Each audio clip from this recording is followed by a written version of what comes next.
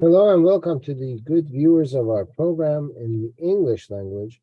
Let me just get my stuff situated here so that I can be on the program at the same time with you so that we can see if there's any problems and address them as they come along. I'm also going to share that on our Telegram page for viewers who want to join us so that they can join us and be able to catch our program as we are showing it. If you have not joined our Telegram, do so now, or not right now, but after the program. It's very easy for you, the viewer, to join our YouTube program because all you have to do in order to join our program, look for the link at the bottom of the YouTube channel. It's going to say link tree. All you have to do is click on that link tree, use your mouse, use your wonderful God-given finger, click on that, and it'll take you to our link tree. Inside of our link tree, you will find all the social media apps that I am on. All you have to do is click on each one. Again, use the mouse. And by clicking on it, it'll take you through and you can find everywhere that we are. Telegram is important because unlike Instagram and Facebook and YouTube and so many of the social media apps that we in the West are accustomed to, with Telegram, they don't censor what you have to say. You can freely post what you want and have it shared so people can see it. They don't come and close down your account, put strikes on you, give you warnings, put you through loophole after loophole of making new accounts. Nope, they allow you to post what you want, say what you want. Everyone's allowed to come and say it. So we can share material on Telegram that we cannot share on YouTube or anywhere else. It's important that you come along and join us there so that you can take advantage of what we have for you on YouTube or Telegram or wherever. All right. So with that being said, let me see if I can go ahead and start sharing our screen with you so that we can continue from where we left off. If you remember last week, ladies and gentlemen, last week we were talking about this so-called doctor that came and sat down with Jafar al-Sadiq. And Jafar al-Sadiq was teaching the doctor, this medical doctor from India, who is supposedly astonished and big and, stand out and everybody knows about him. He was teaching him medical science because he kept asking him questions. And this poor guy kept saying, I don't know, I don't know, I don't know. He doesn't know anything, but he's a medical doctor, but he doesn't know nothing about medical science. And we showed you how everything that Jafar al-Sadiq said seemed to be like what a clown would say. So now we are going to explain more about what he is saying. Why did it jump twice? I did not want that to happen. I wanted to make it bigger for you so that you can see it bigger. Perhaps if I move this up more, I might show it better. Why? Because we are on question number 12, the answer of number 12 at the bottom here. In number 12, it's talking about the palm and how you have no hair on the palm. If you remember, his question was to the doctor, why we don't have hair in the palm of our hand right here. Essentially, why we're not like cats and dogs and other animals, why we don't have any fur. And now Imam is going to be giving you this. Jafar al-Sadiq is going to give you the answer to Why you don't have hair in the palm of your hand? Ladies and gentlemen, in the English language, it is very important for you to understand and comprehend the position, the status of Jafar al-Sadiq in Shia Islam. Okay? It's important before you hear these informations that he gives. It's important you understand who is saying these things.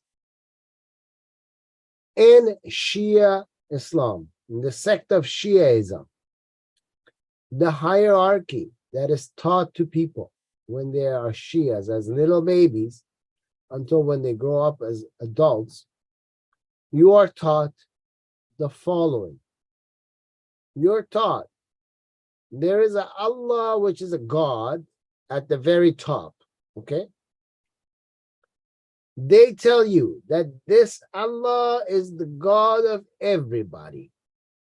So everything falls under the umbrella of this God, right? They don't know what this God is, so they can't describe it. They don't know what shape the God has, if it even has a shape. Nobody knows. But they know this God is in heaven and outside of heaven. So this God is in its creation and outside of its creation at the same time. Then they say, under this God, but not too far down under, just under. I mean, they could be rubbing shoulders.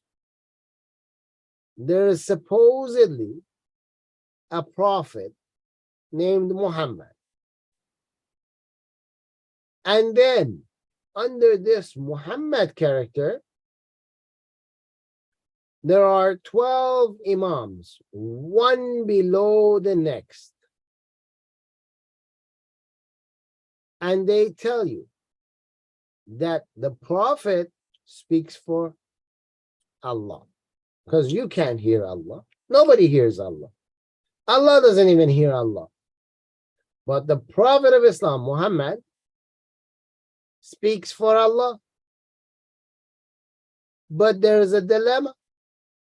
The Prophet died. So then, the spokesperson for this so-called God named Allah became Ali, the cousin slash son-in-law slash by name brother of Muhammad. And then after him, his two sons, one after the other, and from the second son, which is Hussein, his descendants, meaning his son, and then his son's son, and then his son's son, and then his son's son, and then his son's son, until you reach 12 of them, counting Ali all the way down to the last one. There's 12, and they're in a line, right? Below Muhammad, one after another. And all of these people are the spokespersons of their time for Allah. And they tell you, these are imams, they're not prophets. Because prophethood ended with the seal of prophets in Islam. For us who are outside of Islam, we don't agree. But for the Muslims, they agree that their Muhammad is the seal of their prophethood.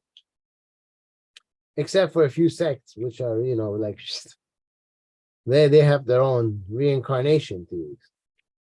But in any case, for majority of the sects, like 99% of them, seal of prophethood ended with Muhammad. However, that was prophet. For the imams, we still have the imams, and the imams are continuing.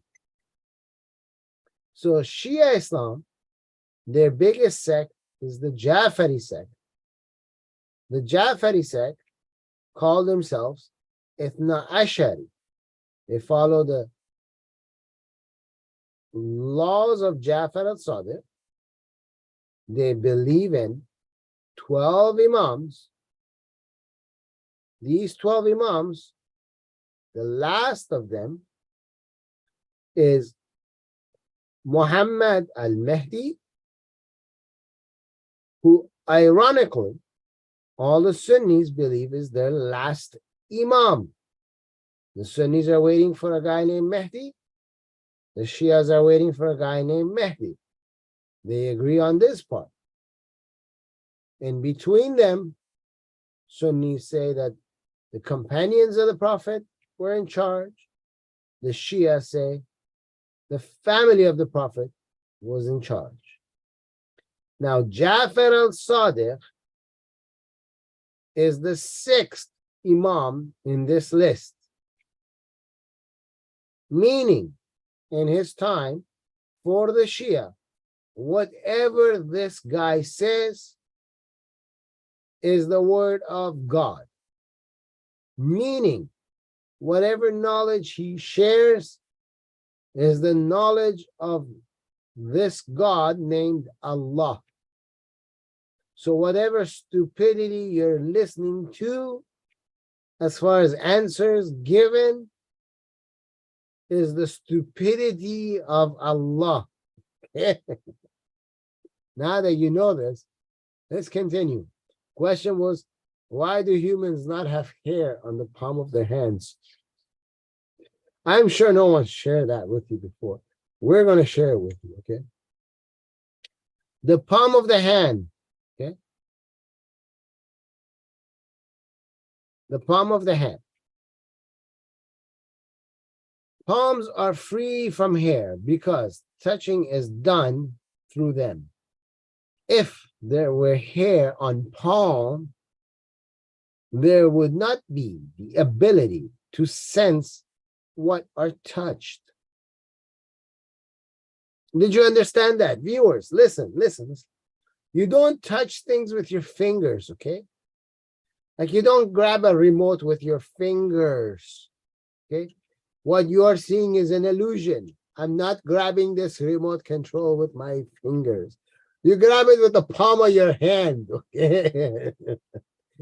When you touch stuff, you do this, okay? You don't do this, okay? You don't grab it with your fingers. You touch with the palm of your hand, okay? You do this, okay? Now, you see, this remote control does not have hair.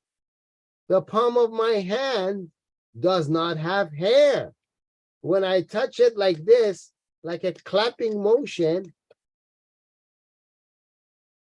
I can feel the remote control. Now, if I had hair in the palm of my hand, I wouldn't be able to sense this remote control, according to Jafar al-Sadiq.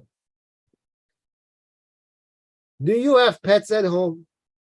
Does your pet have fur? When you touch, when you put your palm on the hand, because we know you don't use your fingers. We all learned that now. You use the palm of your hand, right? You touch stuff like this. You don't use your fingers. So when you use the palm of your hand and you touch your pet, can you feel your pet's arms and legs? I know in English it sounds funny when they say your pet has arms, but yes, actually your cat and dog have arms because the bone structure of your cat's arms is different from the bone structure of your cat's legs. Same with your dog. Okay, they actually have arms and legs. They walk on all four. So they walk on their hands and legs. Like a chimpanzee. You've seen chimpanzees? They still use their hands when they walk. Okay? It's just that from the outside, you think they look alike, but they actually have arms and legs. Okay? So when you touch your pet, can you feel its head? Can you feel its neck? Can you feel its stomach? Can you feel its tail? But your cat or dog had fur. The fur is like hair. When you touch your own head and you have hair, when you use the palm of your hand, of course, because no one uses fingers. Come on now. Fingers are ornaments. We know this now. When you use your hand and you do this on your head and you have hair, you didn't shave it off like me. Can you feel your head underneath the hair? And can you feel the hair? Because here, if there's hair touching the palm of your hand, you lose all sense of touch. This is the knowledge of God. My goodness. The God of Islam, of course, because, the God of Islam is on crack. All right, let's go to the next one.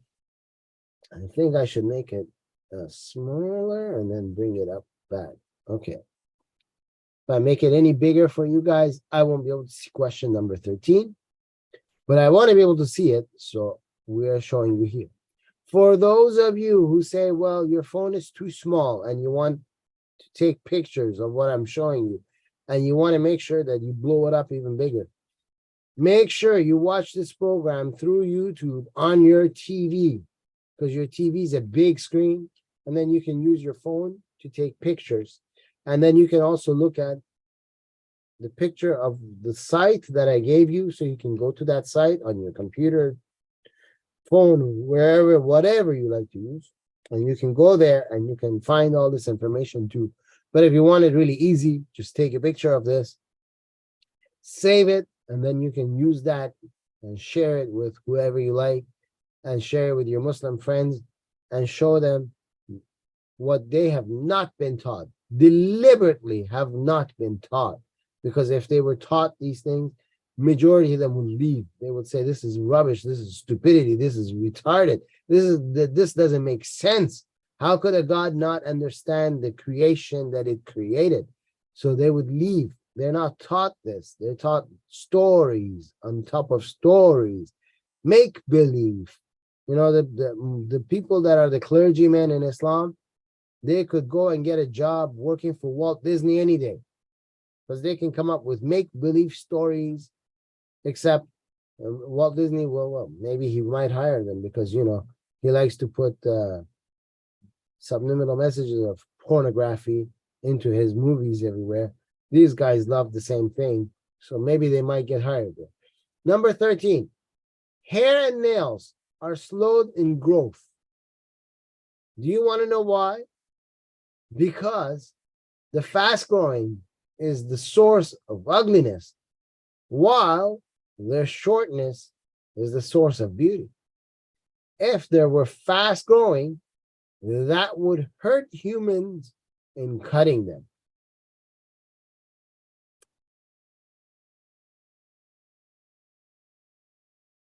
Ladies and gentlemen, today it seems like in our area, we're having internet problems.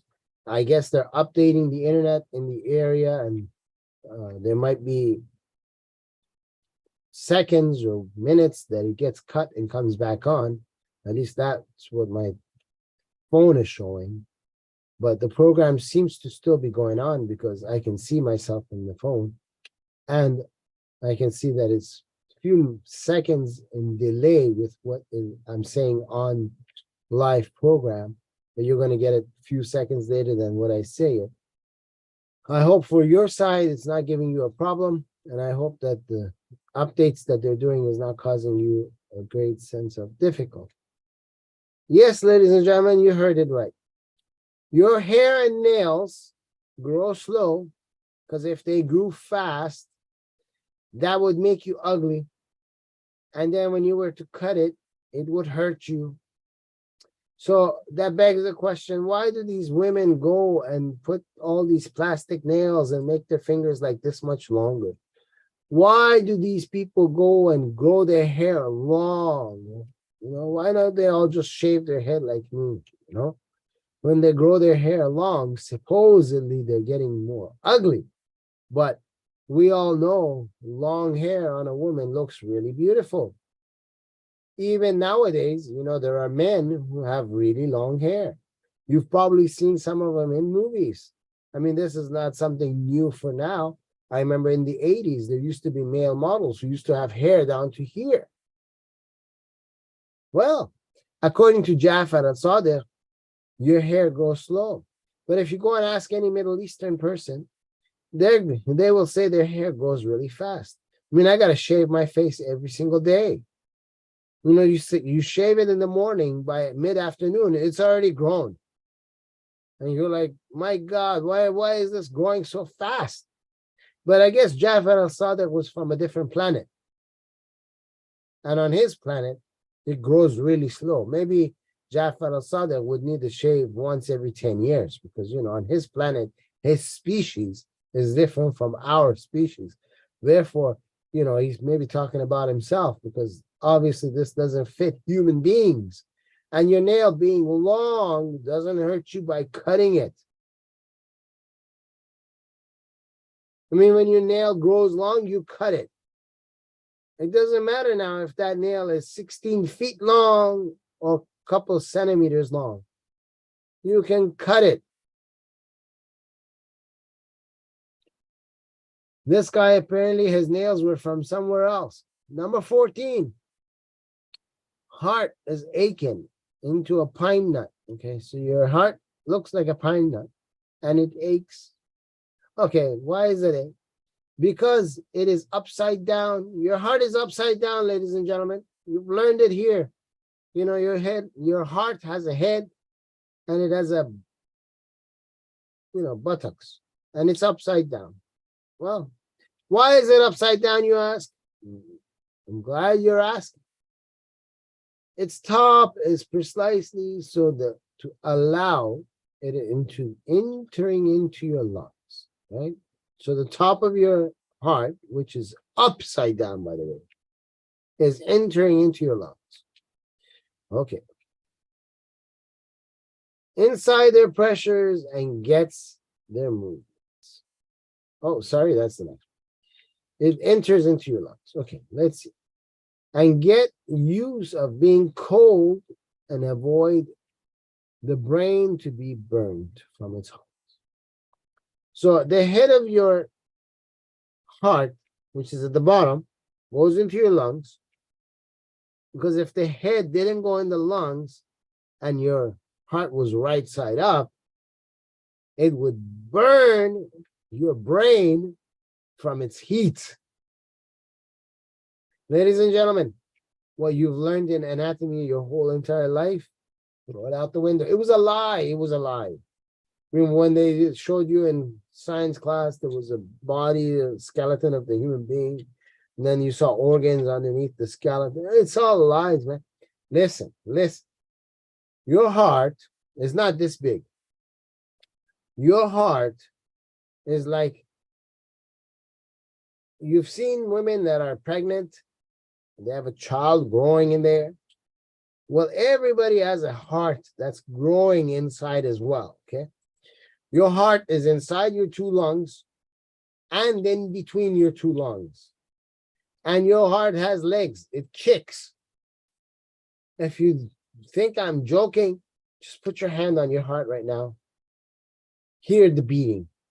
You know, when the woman's going to be giving birth, she'll say that the kid is kicking, you know. And here, same thing. Your heart is kicking. It's trying to make more room. It's big, man. Come on. It's from here to here. If you cut your chest or your breasts, depending on if you're male or female, and you remove the skin and you remove the bones and you make everything show, you'll see you got a giant heart in here like this, you know.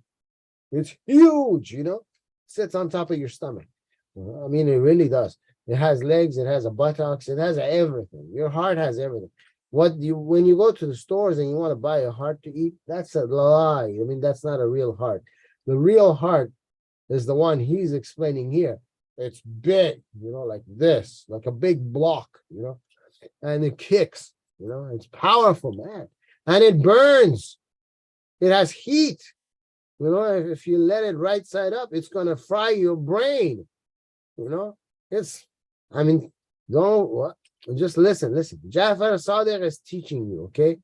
Today, you are learning things you've never learned before. They've kept it a secret from you your whole entire life. Make sure you have your popcorn ready, though, because you might wet yourself from laughing. All right, back to learning from this Jafar as-Sadiq. Now we go to the lungs. Lungs are created into two places. The heart inside. I remember I told you the heart is inside your lungs. You didn't believe me. I knew you didn't believe me. Now Jafar as-Sadiq just explained it to you. So you have your two lungs, right? Your heart is inside those two and in between. I told you, he's big. Okay? Remember, you've probably heard it. Somebody says, he's got a big heart. He's got a heart of gold. When they say he's got a heart of gold, it's because his heart literally was made out of gold. Okay? But when they say he's got a big heart, this is why they mean that he's got a big heart. They knew. They just didn't want you to know. Okay? So he's got a big heart, and it's inside of his two lungs and in between. Okay? That's where your heart is. Okay? What does it do? What does it do? Inside the pressure and gets used to their movement. Okay? So remember I told you your heart kicks?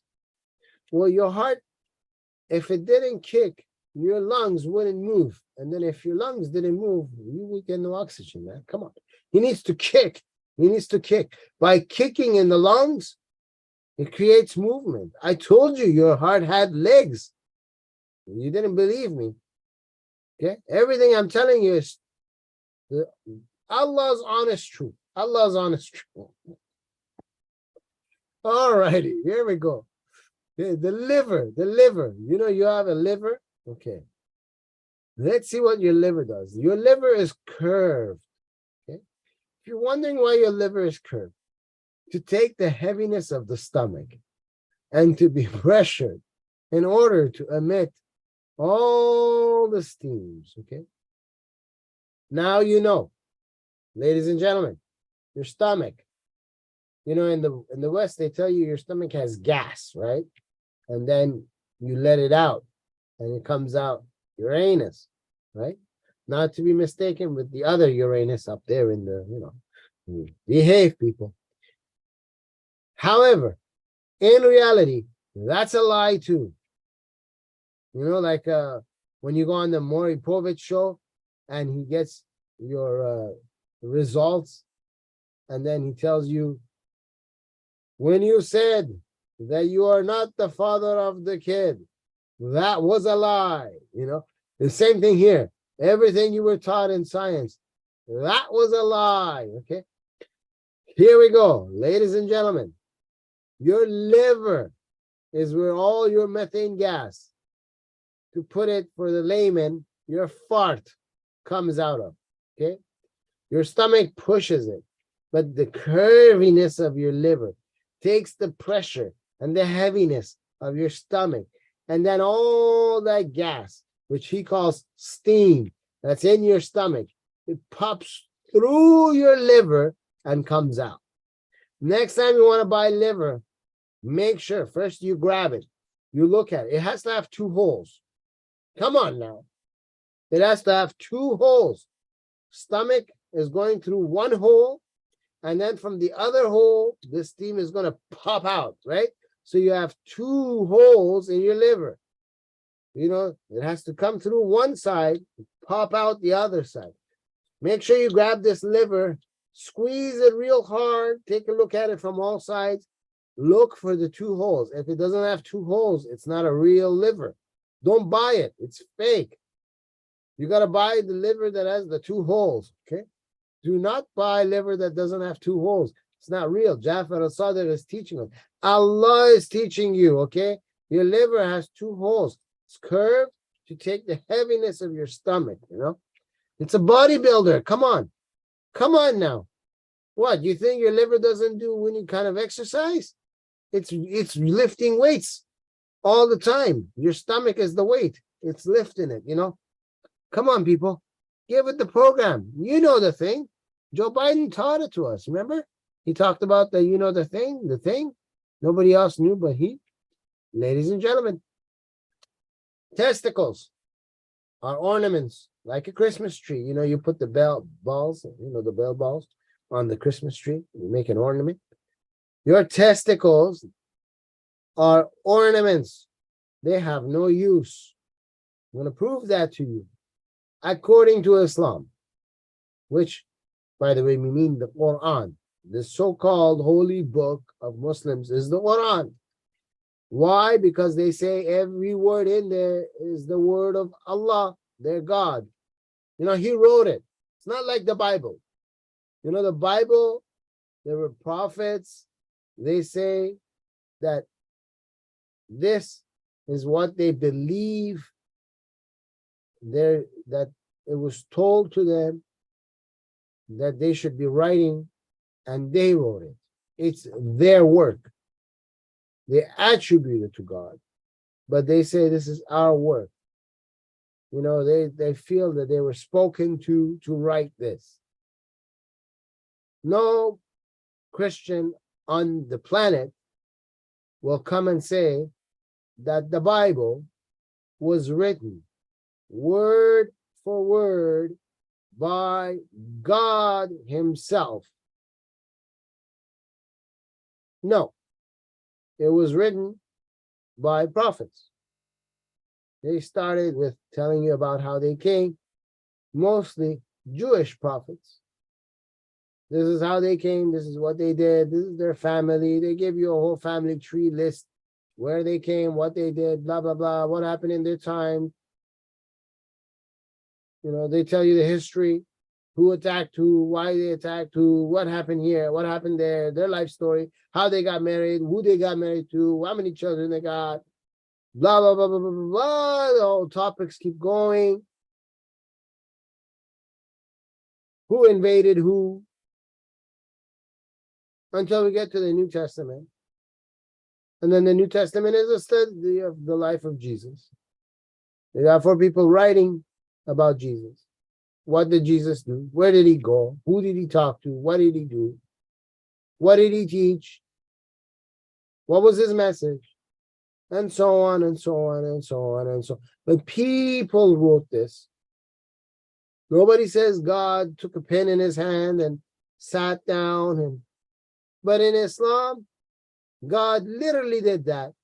I mean, one of the first things God created was a pen. And then He told the pen to write. And the pen started writing on its own. And everything that you see happening from day one till the last day, the pen wrote it. It keeps writing. And whatever the pen wrote, supposedly is what Allah ordered for the pen to write, because it is the words of Allah. Now, this Quran is fully words of Allah according to Islamic teachings. So according to the Quran, semen comes from the backbone of men, the last bone in your spine, by your buttocks.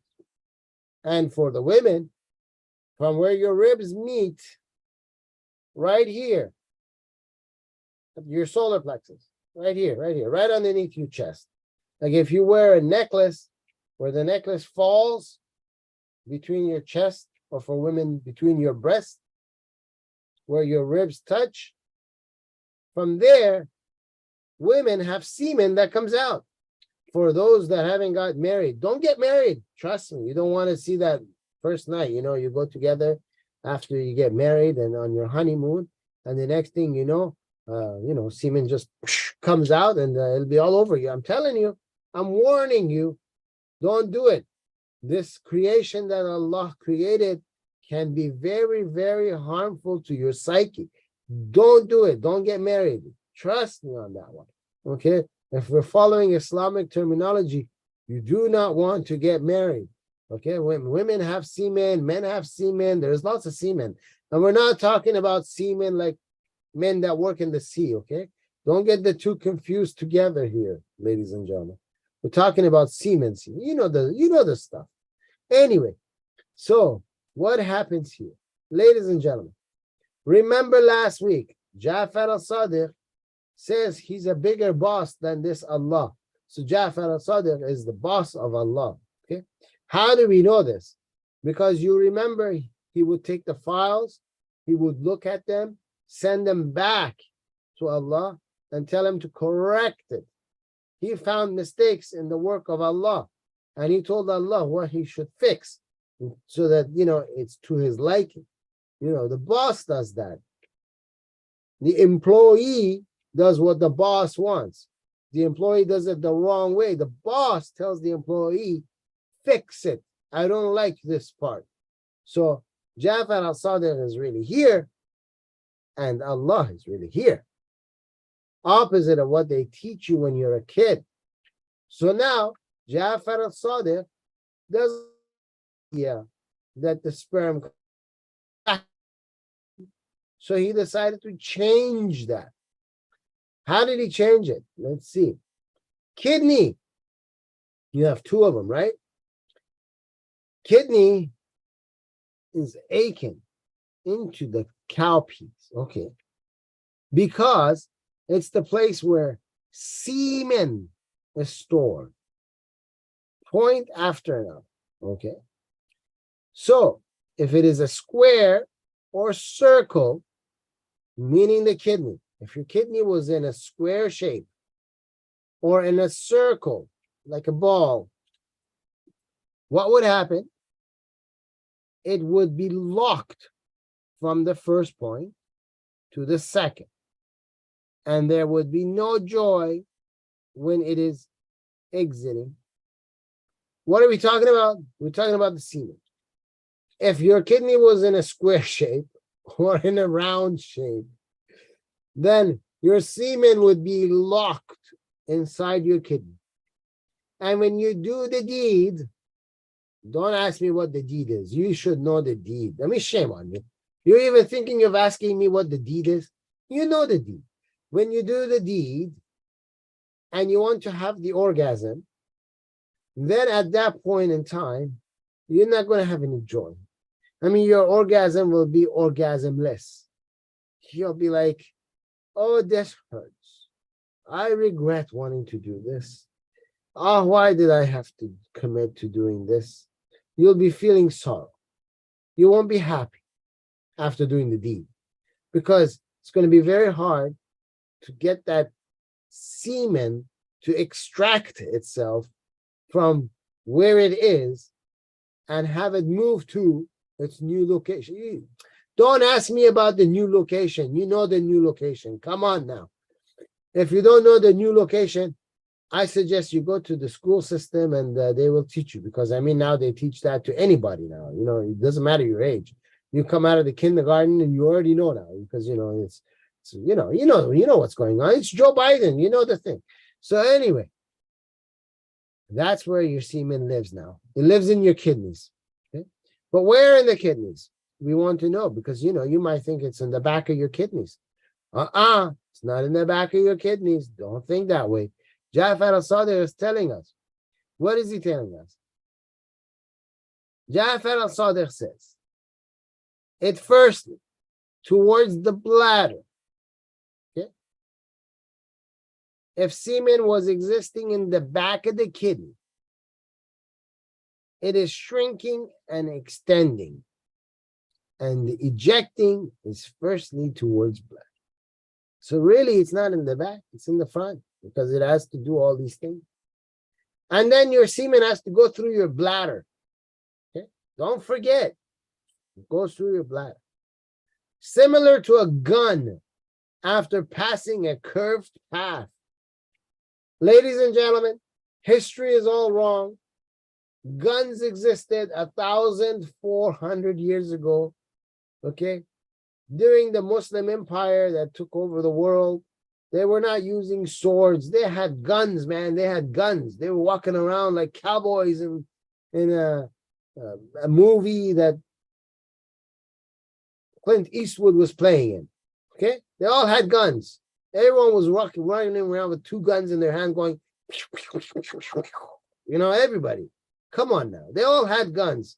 1,400 years ago, guns existed. As a matter of fact, they're lying to you. the guns of that time had hands and legs, and they walked. They walked in curved paths, okay? They didn't need you to hold the gun. The gun itself would go and shoot for you. You didn't even have to go. I mean, if you wanted someone dead, you didn't take a gun and get on a horse and like Clint Eastwood and go through from place to place to look for the guy so you can, stand across from each other and pull your gun and shoot. No, you didn't do that. When you wanted someone killed, your gun had a brain, it had eyes, it had hands, it had legs, it had feet. Your gun had ears. Your gun would listen to you and see who you're talking about killing, learn your plans of what day, what time, what hour, all that stuff. Then your gun would put on its shoes, it'll tie its shoes. Your gun would start walking, sometimes running, and it would go in a curved path. It can't go on a straight path. No straight paths. Only curves, okay? It only goes in curved paths. Your gun would go on a curved path on its own, by the way. And then it would use its hands to hold himself and go pew, kill the guy. And then it would come back on a curved path. Come on, it can't come on a straight path. You know this stuff. It would come back on a curved path and come back to you, okay? That's how guns worked 1,400 years ago. We've lost that technology nowadays, of course. Come on now. I mean, you know the thing. Back to what we are taught here. This is Jafar as-Sadiq and his God Allah. They're teaching you this, okay? Come on now. You can't say no. It'll hurt the Muslims' feelings. Come on. The Shias know what they're talking about. Jafar as-Sadiq. I mean, they say he had 100,000 students every day coming to sit at his school. You know how big of a school? You know this room is how big? 100,000 people sat in it. The guy's room was like the size of stadiums and bigger. And every day, 100,000 people would come in, sit down. And this guy didn't even need a microphone. He just talked and everybody heard it. I mean, you know how loud his voice was? I mean, when he talked, buildings today would shake. You think there's an earthquake going on, Back to what he was teaching those 100,000 students. Let's see what else he's going to teach. Your knees, ladies and gentlemen, why do they bend the way they do? Okay, why do they bend the way they do? Okay, why don't they bend backwards? Okay, why do they bend the way they do? Okay, let's see the answer to this interesting question, because I mean, all of you need to know about why does your knee bend the way it does.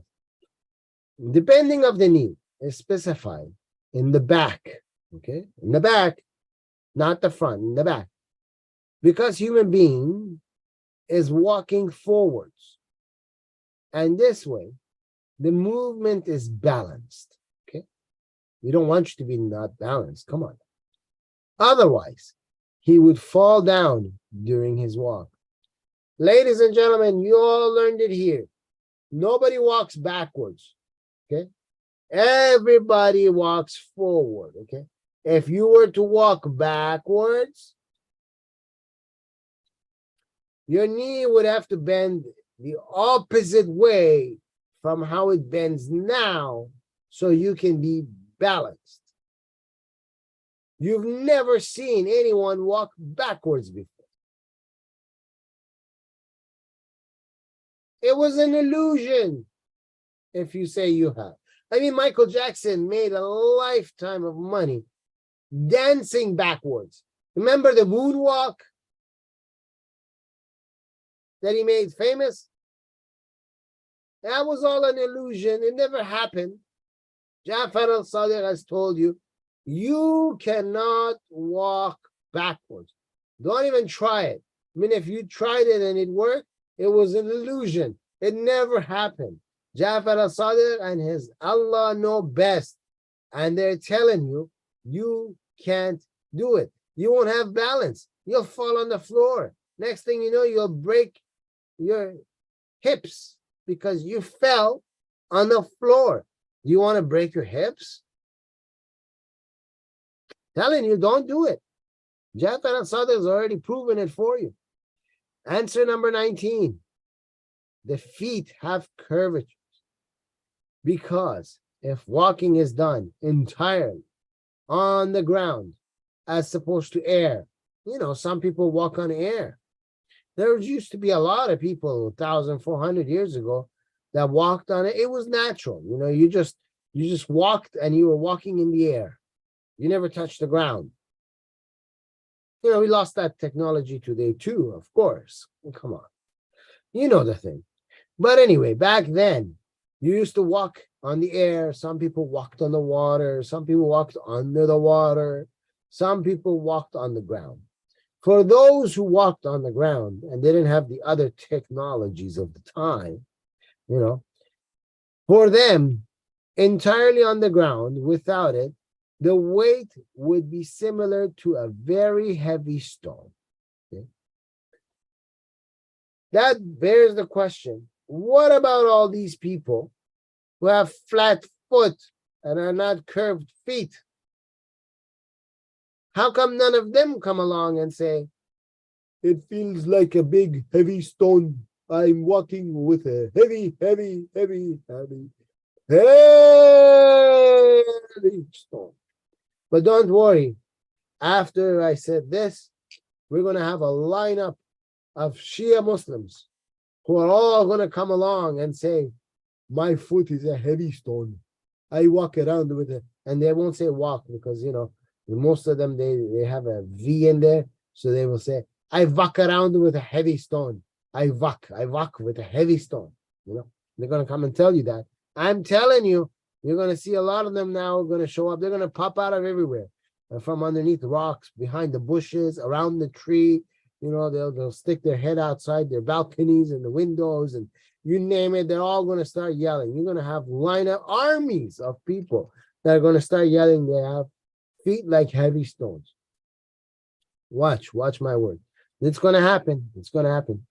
Anyway, back to this physician.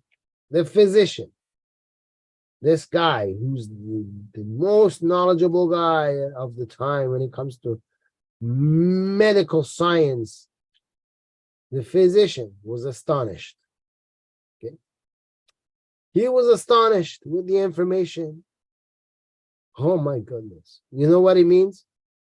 His eyes became like this, like an owl. His mouth became wide open with his jaw falling like this. And instead of doing the signature Indian move that's like this, that, they all do, and it's very catchy, and you see them do it, and then you want to do it, he wasn't doing that move, ladies and gentlemen. Instead, he was doing it backwards like this.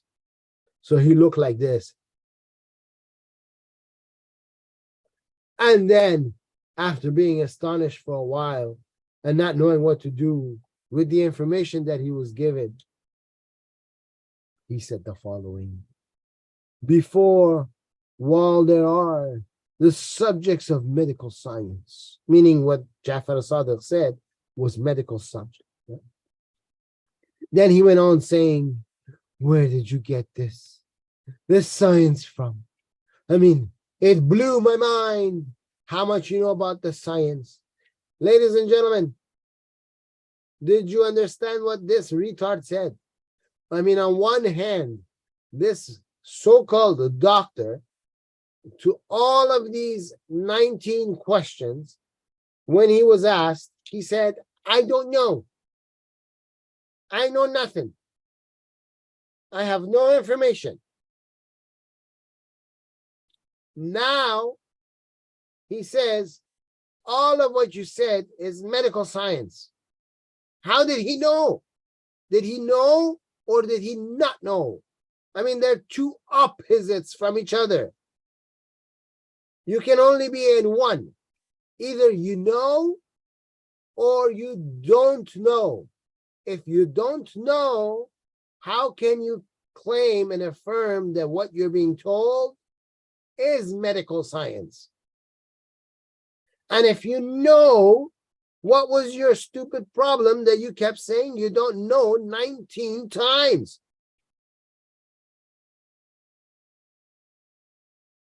Did he know or did he not know? That is the question. According to what these guys write, he didn't know, but he knew. Really stupid. I tell you, when we give ranks, the first rank for Muslims is they don't know, they don't understand. They're people that don't know. They're naive. We're not insulting. We're giving you a rank because Islam gives you that rank. The guy doesn't know. Every time you ask him, he don't know. Then Jafar al-Sadiq, they call him Imam, remember? The sixth Imam. Imam Jafar al-Sadiq replied, I took it from the Prophet. Ooh. And he took it from Gabriel. Now we know that the writer is full of shit because in Islam there is no Gabriel, there is a Jibrail. Okay? But they put Gabriel when it goes to English because they're hoping that they can catch some Christians who don't know their religion. And maybe the guy thinks they're trying to say Gabriel, the so-called angel. And now, because they're saying Gabriel, and the reason why I say so-called is because the Gabriel in the Bible doesn't do what Jibrail does in Islam. So this is a so-called Gabriel. This is not the real Gabriel. This is a so-called Gabriel, okay? A fictional version of Jibrail, not Gabriel. It's a so-called Gabriel. So the so-called Gabriel gave it to the Prophet. And Gabriel took it from the Lord of the universe, the Almighty, who created bodies and souls. Well, if that is the case, that can't be Allah, because Allah is not Almighty. In order for you to be Almighty, you have to be able to do all things. All means everything, with no exceptions. You cannot put an exception on it. Meaning, if God tomorrow wants to turn itself into an elephant, you cannot say, God can't do that. No, no, no, no, no. If God tomorrow wants to become a human being, you cannot say, no, God can't do that. No, no, no, no, no, no, no. If God tomorrow wants to turn into a great white shark, you cannot say, no, God can't do that. No, no, no, no, no, no, no. If God tomorrow wants to have 1,000 children, you cannot turn around and say, no, God can't do that. No, no, no, no, no, no. If God wants to eat something that he created, you cannot turn around and say, no, God can't do that. No, no, no, no, no, no, no, no. Because every time you do that, you put a new limitation on what your God can do. When you put a limitation, that means your God cannot do everything. It cannot perform all. It can perform only some, which means there are areas where your God hits the limit. It's a limited God. And in Islam, we have a limited God. Because in Quran, the same Allah says, they say that I have a child, but how can I have a child when I don't have a one-night stand? And if I'm going to have a one-night stand, I'm going to have it with us, meaning his own kind. So there must be multiple types of the same God. So this Allah is not alone. There's a tribe of him. There is males and females. And he is a male and he needs a female in order to have a child like us. So their God could not be almighty. So who is Jafar al-Sadiq talking about here? Obviously, Jafar al-Sadiq doesn't know Allah, and Allah doesn't know Jafar al-Sadiq. Neither one of them know each other. And he created bodies and souls. This Allah created bodies and souls. The Allah that doesn't understand how the body works created the body? Really? I mean, the Wright brothers created a plane. The plane flew. They knew how it works. They tried by error, they crashed, they fixed things, they understood how this plane worked, and they created it. Henry Ford created his car. He knew how the car worked. There was trials and errors. He made it. Anyone who has done any kind of innovation creation knows what they created. The God of Islam, Allah, is talking about He created the human body, but He doesn't understand anything about the human body. How in the world can He be the creator of the human body when He doesn't understand anything about the human body? Obviously, Allah of Islam did not create the human body. Therefore, He's not the Lord of that human body. And obviously, He didn't create the soul of that human body, because the soul is attached to that human body to keep that human body alive. If you have no soul, you also have no life.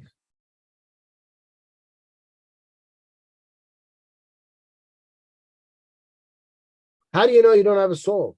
Because your body, when you're dead, it goes cold. There's nothing left there to create it. There's nothing left there in it. All animals have souls. But the second the thing dies, the soul is gone. It's taken off. In Islam, you don't know that either. The physician sat about and said. Why did he set about and said? When we say sat about and said, means he sat there for a while and thought and had to say something because something is about to happen.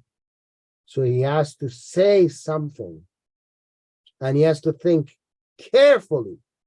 The next words that are coming out of his mouth are very, very important. There is a lot riding on what he is about to say. That's why he sat about, then said. What did he say? He said, "You are right. I witness that there is no Lord but the satanic Allah, and that Muhammad is the favorite messenger of the satanic Allah." Now, of course, I added the satanic part, but because this is what the Muslims refer to as the kalama. This is the wording that you say, the shahadat that you say when you want to become a Muslim. And of course, I'm not going to become a Muslim. I mean, I'm not brain dead. You have to be brain dead to, follow this teaching, this that we just read.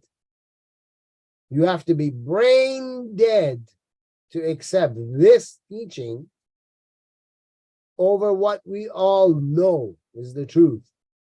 Okay. What did he say? And that you, not you who's listening to the program, not you. Don't get it twisted, okay? Don't mix it up. Here, you does not mean you, the viewer. You meaning Jafar al-Sadiq. I mean, remember, it's the doctor here, Jafar al-Sadiq here, okay? And the doctor is speaking to Jafar al-Sadiq. So when the doctor says you, the doctor means Jafar al-Sadiq. It doesn't mean you, okay? Let's get it right. So he says, and you are the most knowledgeable man in your era. In his era? What, was this doctor from like 2,000 years later? Ladies and gentlemen, you cannot say to somebody, you are the most knowledgeable man in your era, unless you are coming from a later era where the seal is done on the people that lived at that time. And now you can have a list of all the people from that time, and you can go down the list and see who was the best type of king, who was the best type of doctor, who was the best holy man, who was the best engineer, who was the best pilot, who was the best captain, who was the best taxi driver, who was the best at having no job. You know, whatever list you're looking at, you'll have a full list of everyone who lived at the time, and then you can sit there and show who's who. And then you can come to the conclusion who was the best at whatever they did in that era. You cannot say you're the best in your era if you're from the same era, because you haven't met everybody. You don't know who else is out there. What do we learn from this? This meeting that took place between that doctor and this Jafar as-Sadiq was not a meeting to sit down and drink some tea.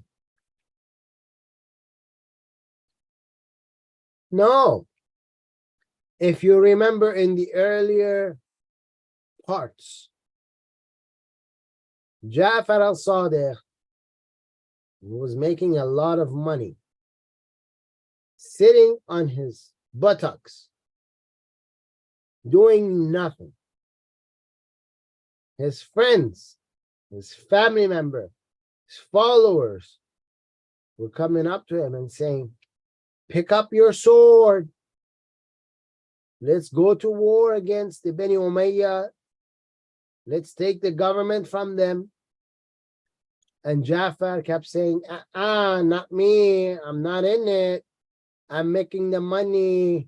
They're paying me. I'm going to stay at home. I'm sitting on my behind.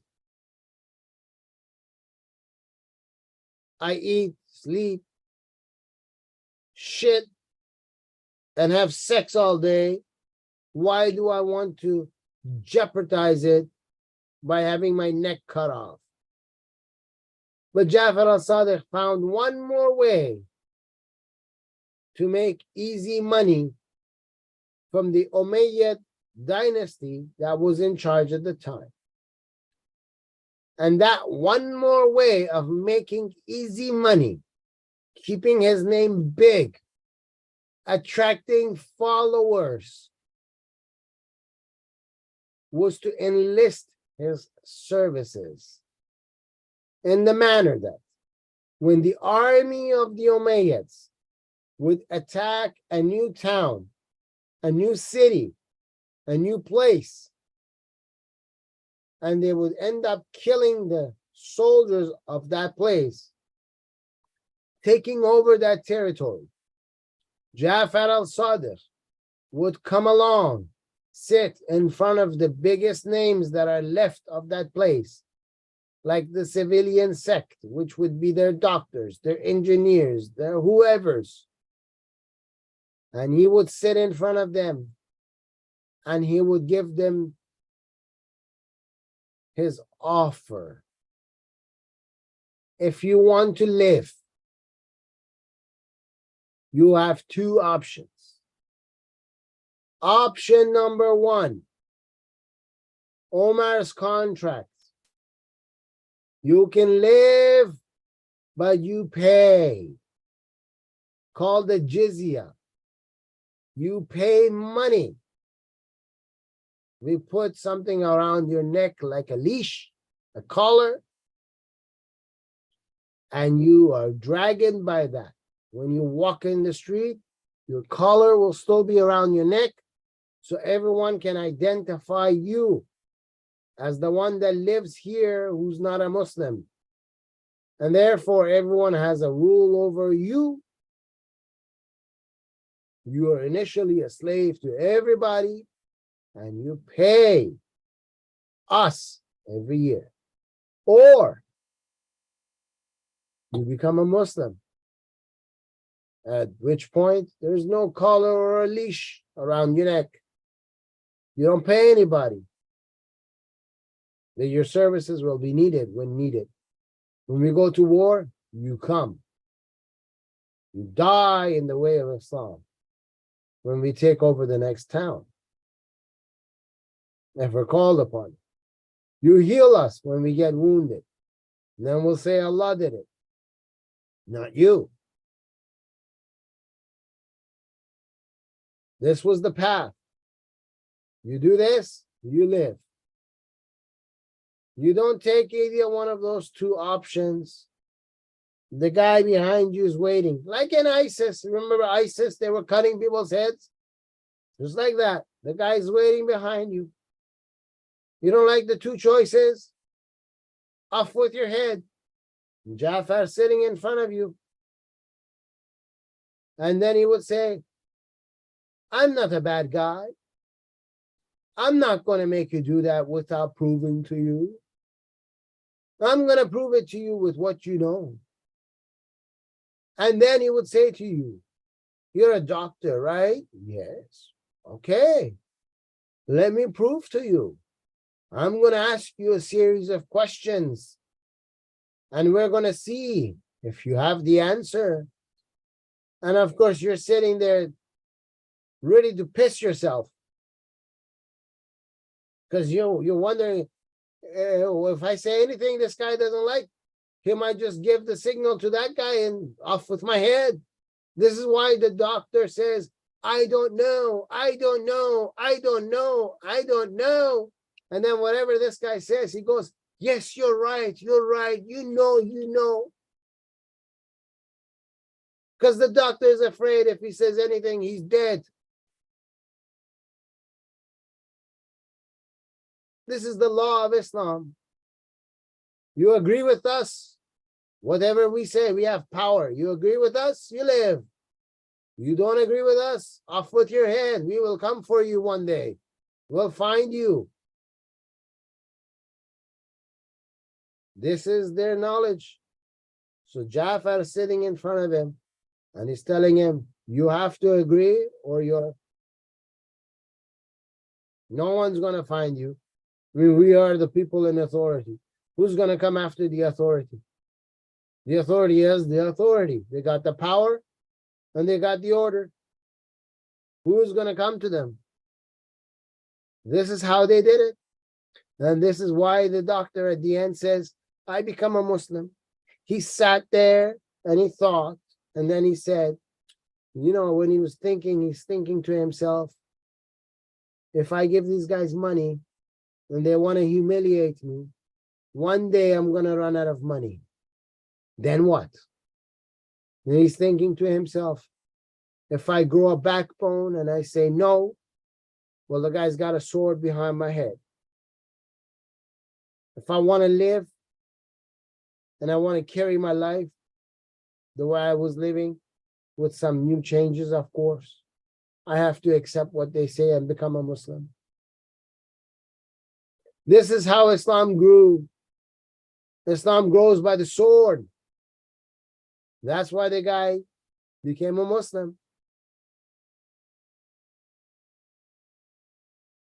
Ladies and gentlemen and ladies, as usual, I forgot to check exactly what time we started the program. However, I know we have some time left. If you like our programs, if you find it useful, if you find that you're learning stuff from these programs, don't forget to share the program. Don't forget to like the program. Don't forget to leave comments at the end of the program. And most importantly, subscribe to the program. The more you subscribe, the less games YouTube can play. I showed the Iranian community how the Iranian video of last week, just off of Telegram, got over 11,000 views. And that same one in YouTube, YouTube says it only got 219 views. But the link that I put on Telegram in our Telegram page that anybody can go and become a member of and can see is the link to the YouTube program. Meaning those people on Telegram went to Telegram, clicked on a YouTube video. And according to Telegram, over 11,000 people clicked on it. And YouTube lies and says only 219 people clicked. And I know the number is much larger than 11,000 because I also put it out in Twitter. I also put it in Facebook. I also put it in Reddit and many other places. In order to stop the games that YouTube plays and protects Islam, the way to counterbalance that is through subscription. Because when you subscribe, if there's 500 people on the channel as a member, they can't lie and say only 219 people viewed. Then they have to up their game a little bit. And then that means that the YouTube bots will promote it more so we can get this to a larger group. We don't want Western civilization countries to be ransacked like we see right now in France, in Spain, in England, and other places. In England, in places where you have heavy Muslims living in that area, women are being raped who are not Muslim on a daily basis. And the British law can't do nothing about it because they help protect the Muslims. In Germany, we see the same thing. In Sweden, we see the same thing. All over the place where they allowed the Muslims to come in and their numbers are growing, we see the same radical Islam pop its head out. And then the Muslim will tell you in that same city, they don't represent us. That wasn't us. That's not Islam. But then you can prove every single thing that they're doing according to Sunni and Shia that it is Islam. If you like our program, share it. Become a member of it. And I'm going to give you guys one more great thing. You know how I've said it before, time and time again. In Islam, what they write in Arabic, they don't translate into any other language. They don't translate it to Persian for the Persians, not into Urdu for the Pakistanis, and not any other language for anybody else. However, there are Arab Christians who do what I do, but mostly attacking the Sunnis, and they are able to go ahead and find things and prove it and translate it into English. According to the tafsir of the Quran by Shia authors, tafsir here for you is the commentary of the Quran by Shia authors, people who are Shia clergymen who know the Quran well and want to explain the wording in the Quran, because the Quran needs a lot of explanation. They have it on source from Jafar al-Sadiq that shows Jafar al-Sadiq talking about the valley of the ants. If you wanted to know what the valley of the ants is, in Islam, ants don't live where you live. You live in your countries. You could be living in Los Angeles, California. You could be living in Paris, France. You could be living in Moscow. You could be living in Tokyo. You could be living wherever you want to live. Ants don't live where you live. If you see ants, it's an illusion. You did not see ants, okay? Ants have their own country, their own territory. When you want to go to a country of ants, you need to get your visa stamped by ants. I mean, who else is going to stamp it? The kangaroo? It has to be the ants that's going to stamp it, man. Come on, think about it. It's the Valley of the Ants. It's the name of their country. We have proof of this. There is a prophet in Islam named Sulaiman. I know. You're wondering what? Yes, there is a guy who was a king for the Jews, not a prophet, king for the Jews named Solomon.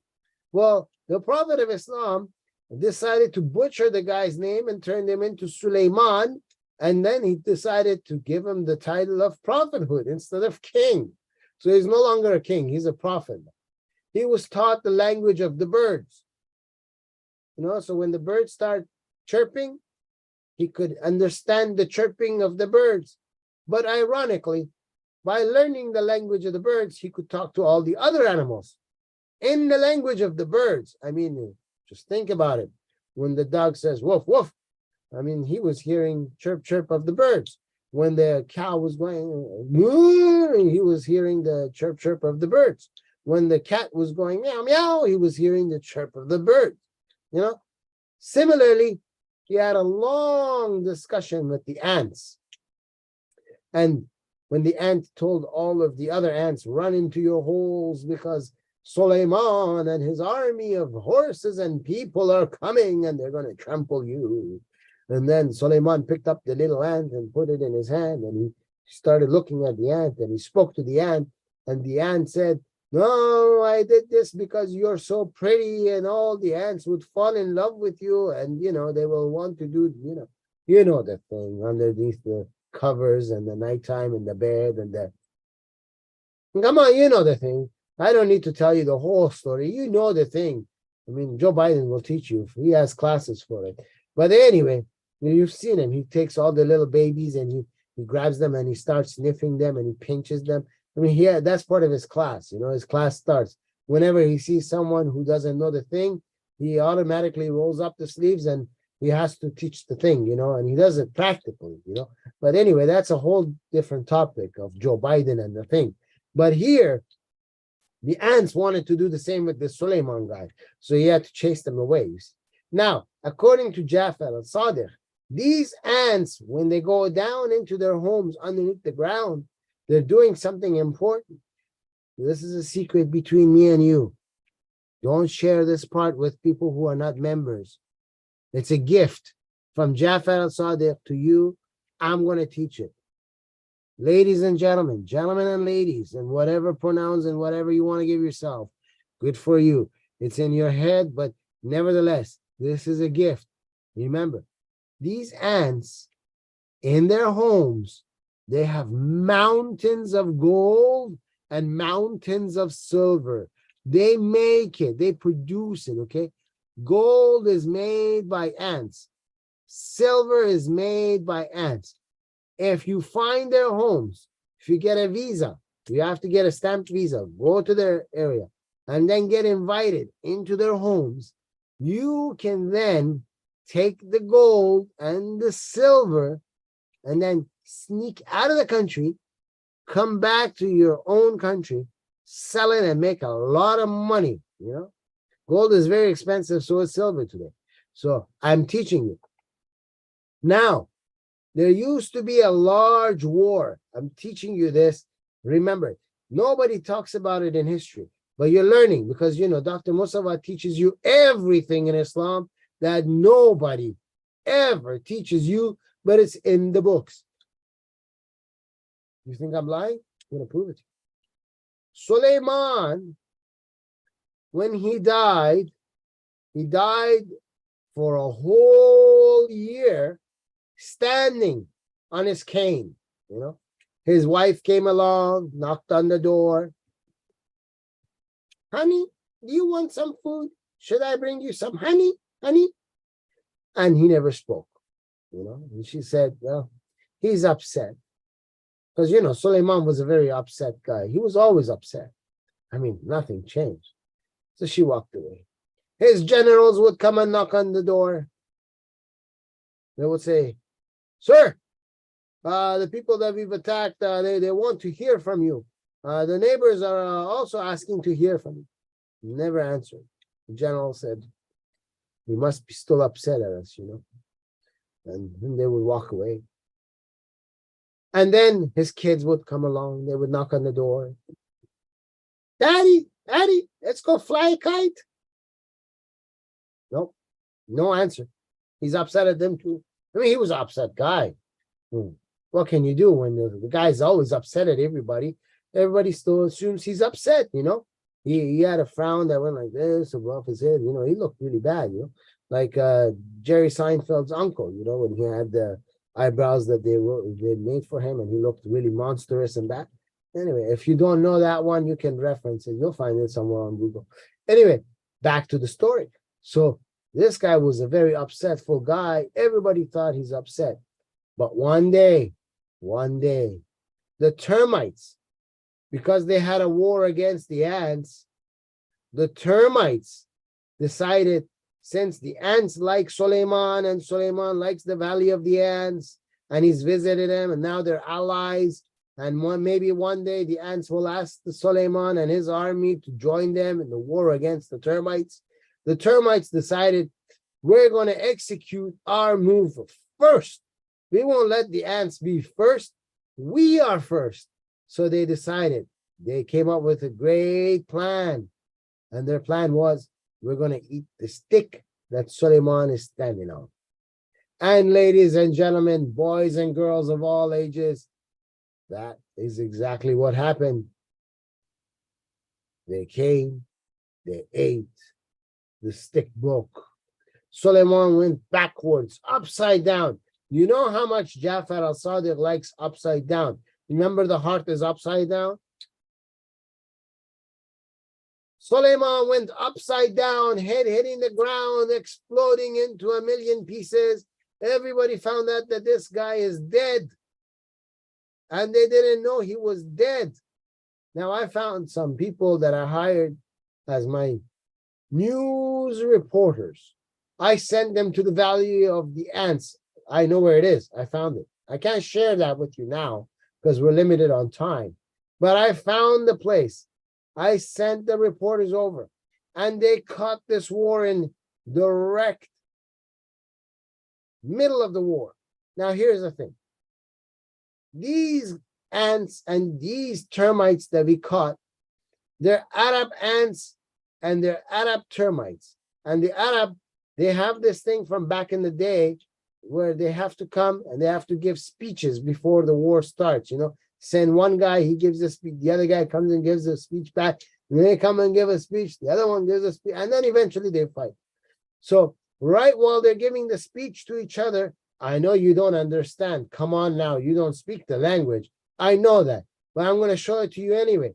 This is live footage that we got for you. I mean, I had to go and do a lot of stuff to get these reporters over there. You know how hard it is to get an ant to stamp your visa? But anyway, we found it for you. Take a good look at what's going on here. You will see it in a few seconds. As you can see, you got an army of the ants on one side. You got the army of the termite soldiers on the other side. You got the people moving in between on their own respectful sides. Few of them keep coming up and giving their little speeches, and they get back in line. They're trying to get a nice way of how we can attack the other side and take them over. That's what you're seeing right now, ladies and gentlemen. Now, if you remember, if you liked our program, do share it and do become members. Join us on all the social medias that we are on. Until next week, I leave you in the hands of Jesus Christ, and we'll see you then. Thank you.